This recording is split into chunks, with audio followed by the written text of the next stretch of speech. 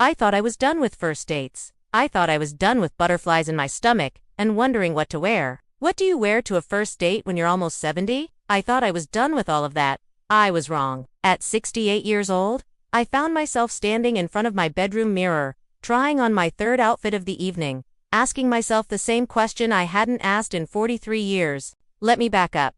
My husband passed away 2 years ago. We were married for 41 years. 41 beautiful, complicated, wonderful years. And for the first time since I was 25, I was alone.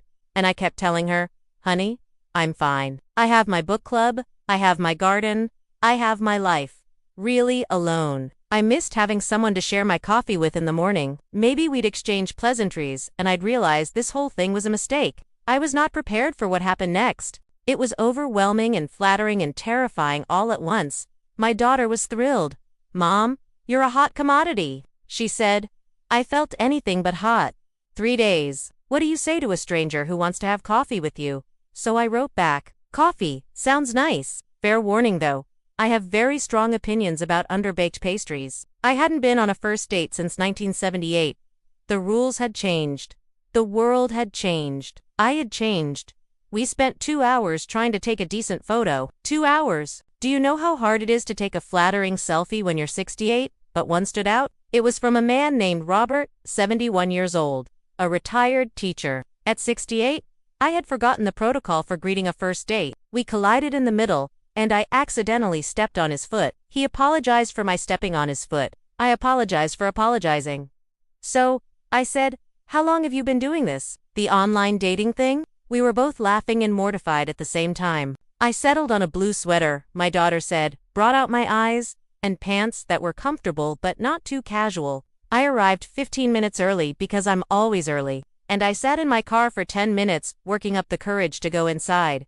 He wrote, I saw your profile and smiled, not because of your photo, though you look lovely, but because of what you wrote about terrible reality TV. I spent the entire morning second-guessing myself. What if he was nothing like his profile?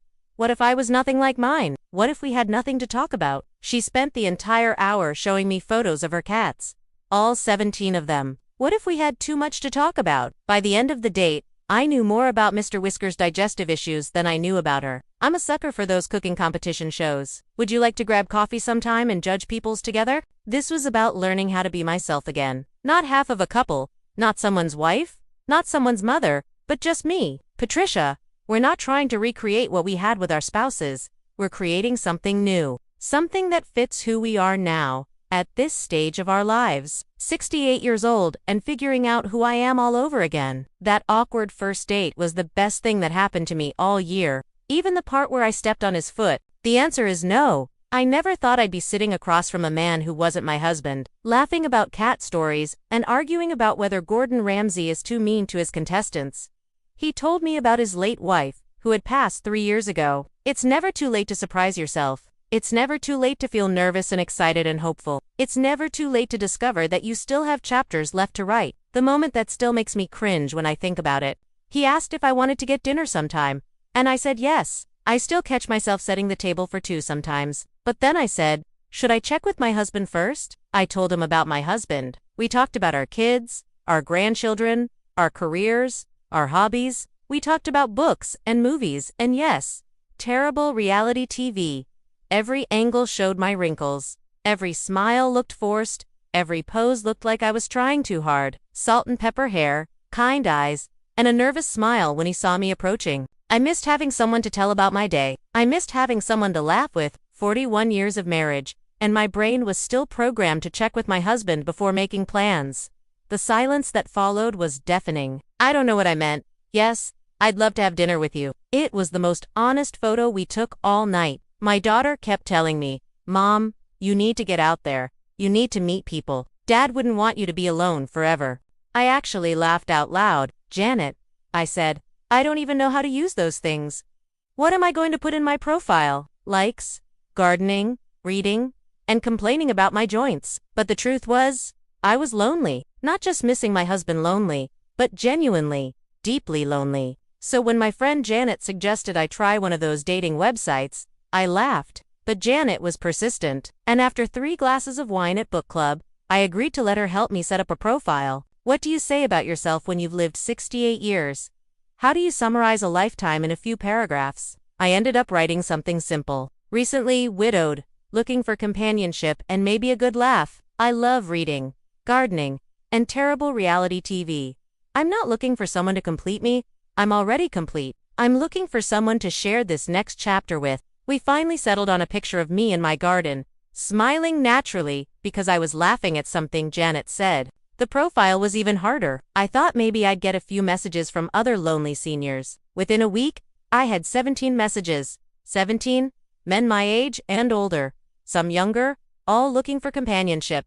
Most of the messages were sweet. Some were clearly copy-on-paste jobs. A few were inappropriate in ways I won't repeat. I stared at that message for 3 days before I responded. But something about his message made me smile. We arranged to meet at a little cafe downtown. Neutral territory? Public place? Easy escape route? If things went badly. I changed my outfit 3 times. When I walked in, I spotted him immediately. He was sitting at a corner table, reading a newspaper, and he looked exactly like his photos. "Patricia," he asked, standing up.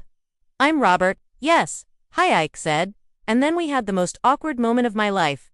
"Do you hug? Do you shake hands? Do you wave?" He went in for a handshake. I went in for a hug. "Well," he said, "that's one way to break the ice." We sat down and ordered our coffee. I got a latte. He got black coffee. "About 6 months?" he said. "About 2 weeks," I admitted. "I have no idea what I'm doing." "Well, you're doing better than my last date," he said. I laughed. 17 cats. 17. Each one had a name and a personality and a medical history. We talked for 2 hours. 2 hours that felt like 20 minutes. But then came the most awkward moment of the entire date. The words came out of my mouth before I could stop them. Robert looked confused. I looked mortified. "I'm sorry," I said quickly. "I meant ... "It's okay," he said gently. That's when I knew. This wasn't just about dating or companionship or not being lonely. We did have dinner. And then another dinner. And now, 6 months later, we're still figuring it out together. People ask me if I ever thought I'd be dating again at my age. But here's what I learned from that awkward first date. And if you're out there thinking it's too late for you, thinking you're too old or too set in your ways or too scared to try something new, I want you to know something. Especially the part where I stepped on his foot.